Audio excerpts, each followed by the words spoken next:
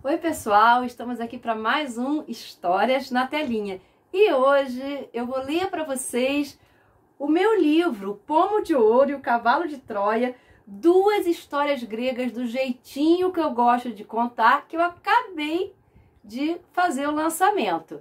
E esse livro eu dediquei aos meus alunos da Éden, porque eu sempre contei essas histórias para eles, então eu vou contar aqui do jeitinho que eu costumo contar para eles. Vamos lá. Bate-papo inicial. História da Grécia Antiga, muita gente já contou. Mas olha, se eu fosse você, eu lia essas que eu escrevi. Elas são muito legais, são as minhas preferidas. E eu contei assim, do jeitinho que a gente conta quando conta oralmente, sabe? Como se a gente estivesse conversando.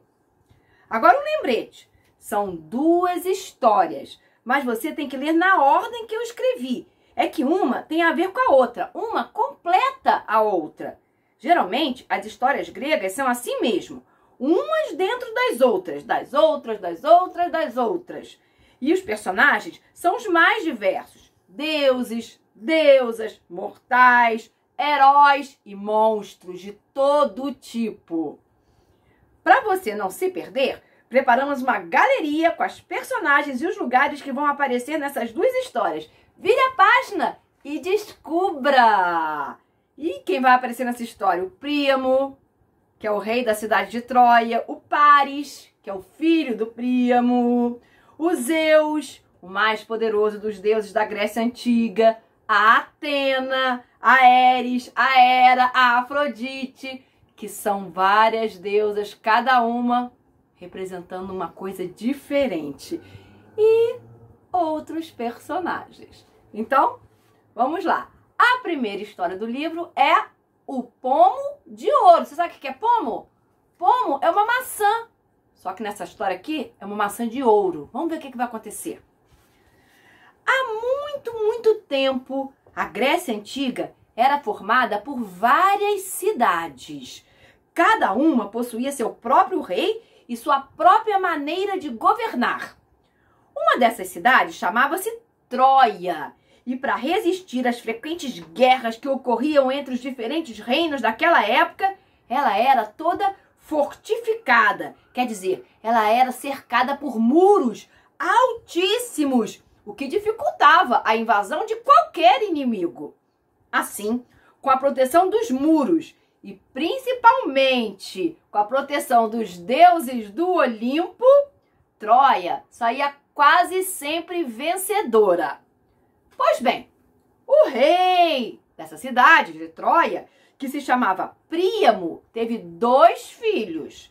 Só que quando seu segundo filho estava para nascer, ele resolveu consultar o oráculo de Delfos. O oráculo era um lugar que os gregos de antigamente, muito antigamente, iam para saber o que ia acontecer no futuro deles. Era comum aos gregos daquele tempo consultar oráculos para saber o que é que os deuses reservavam para eles. E naquele caso, o oráculo previu uma coisa horrível. O menino que nasceria traria imensa desgraça para toda a cidade de Troia. Ao ouvir tal profecia, Príamo ficou desesperado. O que ele poderia fazer contra aquele terrível destino? Então, quando o filho nasceu, Príamo ordenou que o enrolassem num manto real e que o abandonassem numa montanha para ser devorado por alguma fera. Isso mesmo. Mas graças aos deuses, o pior não aconteceu. O menino foi achado por um casal de pastores que resolveu levá-lo para casa e criá-lo como se fosse seu próprio filho. Deram-lhe o nome de Paris, guardaram o manto que o embrulhava e jamais lhe contaram a verdade de como o acharam. O destino dos mortais cabia aos deuses e só eles poderiam revelar, seja lá o que fosse. Então, o tempo passou. Paris cresceu e se tornou um jovem bonito e forte. Trabalhava como pastor de ovelhas, sem nem desconfiar de sua verdadeira origem e muito menos do que os deuses estavam planejando para o seu futuro. Aliás, falando em deuses, eles adoravam organizar festas no Olimpo. Numa dessas festas, o Zeus, que era o mais poderoso dos deuses gregos, não convidou a deusa Eris, que era a deusa da discórdia. Sabe por quê? Porque essa deusa vivia provocando intrigas e brigas com todo mundo. Fazia fofoca, jogava uns contra os outros e, no fim das contas, todo mundo se desentendia e a festa acabava. Só que a deusa Eris tinha seus informantes e, claro, ficou sabendo da festa, né? Ah, é? Pensou furiosa. Não me convidaram? Pois vão ver só uma coisa. E bolou um plano para acabar com a alegria da festa. Pegou um pomo de ouro, lembra que era o pomo? Uma maçã, imagina. Pegou um pomo de ouro e entrou sorrateiramente na festa e deixou o pombo no meio da mesa onde ia ser servido o banquete dos deuses. Agora prestem atenção. No pomo estava escrito: para a mais bela. Tudo preparado, Eris ficou escondidinha para ver o que ia acontecer. E claro, foi a maior confusão. Quando as deusas viram aquele pomo, começaram a discutir. Os deuses gregos se pareciam muito com os mortais, sabia? Tinham ciúme, inveja, brigavam, se apaixonavam. Mas olha só o que aconteceu naquele dia. O pomo é meu! Disse uma das deusas e tirou o pomo da mesa. Nada disso, eu é que sou a mais bela, retrucou outra deusa e agarrou o pomo da primeira. Larguem o pomo vocês duas, suas feiosas! Ele pertence a mim!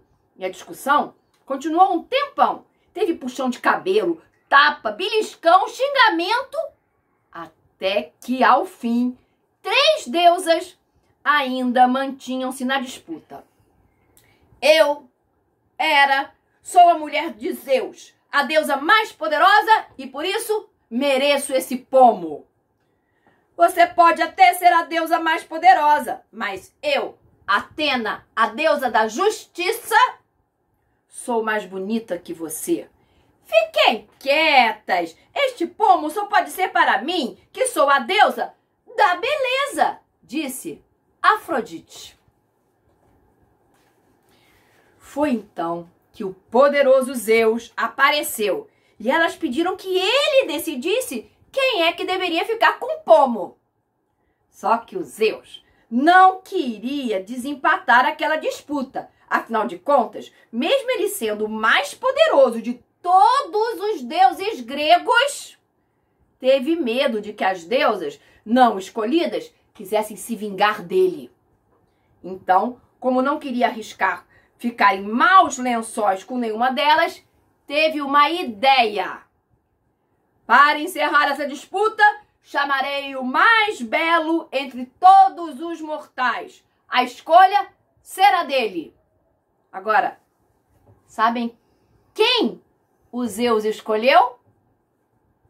O Paris, aquele pastor lá do início da história, que na verdade não era pastor, mas sim filho do rei de Troia. Lembram? Pois então, Zeus mandou buscar o rapaz e lhe explicou o que ele deveria fazer. O pobre Paris ficou apavorado. Se até Zeus tinha medo das deusas, imagine ele, um pobre mortal, tomador de conta de rebanho. Ficou mudo, coitado, sem saber o que dizer, e resolveu pedir um tempo para pensar. E aí, aí aconteceu uma coisa no mínimo curiosa. Nesse tempo em que ele estava pensando, as deusas resolveram trapacear. Isso mesmo, trapacear. Cada uma delas procurou o rapaz em segredo para lhe oferecer alguma coisa em troca de ser escolhida a mais bela. A primeira que o procurou foi a Hera, a deusa do poder. Caro rapaz, preste atenção, se me escolheres como a mais bela, te farei dono de muitas terras e te transformarei no mais poderoso entre todos os mortais. Depois apareceu Atena, a deusa da justiça e protetora dos guerreiros. Belo Paris, se me escolheres como a mais bela, te darei muitas glórias e te farei o melhor entre todos os guerreiros de Troia. Entre todos os guerreiros da terra. Por último, surgiu Afrodite, a deusa do amor e da beleza. Querido Paris, pense bem. Se me escolheres, eu te darei a melhor coisa do mundo, o amor da mulher que você desejar. Paris pensou, pensou, pensou e pensou mais um pouquinho e mais um pouquinho e mais um pocão e decidiu. Quer saber qual foi a decisão do belo rapaz? Vire a página, rápido!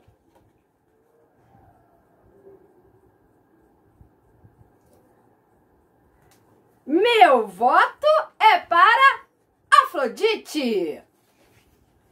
Hera e Atena, ao ouvirem a sua decisão, ficaram danadas, muito danadas mesmo. Mas como tinham aceitado o rapaz como juiz, não puderam fazer nada. Bom, mas o negócio é o seguinte, depois que passou um bom tempo, Paris conheceu uma mulher por quem se apaixonou perdidamente. Era Helena, a rainha da cidade de Esparta. Sem nem pensar duas vezes, nosso herói foi cobrar a dívida da deusa Afrodite. Só que aí foi a maior confusão. Mas isso você só vai saber na segunda história. Eu não te expliquei que as histórias gregas são assim mesmo? Umas dentro das outras, das outras, das outras, das outras? Então, siga adiante que você vai entender o que eu estou querendo dizer. E assim termina a primeira parte do meu livro, O Pomo de Ouro e o Cavalo de Troia, duas histórias gregas do jeitinho que eu gosto de contar, que tem ilustrações do Júlio Carvalho. Quem quiser saber o resto dessa história, vem aqui na semana que vem, no Histórias na Telinha. E curte aí, pessoal! Tchau!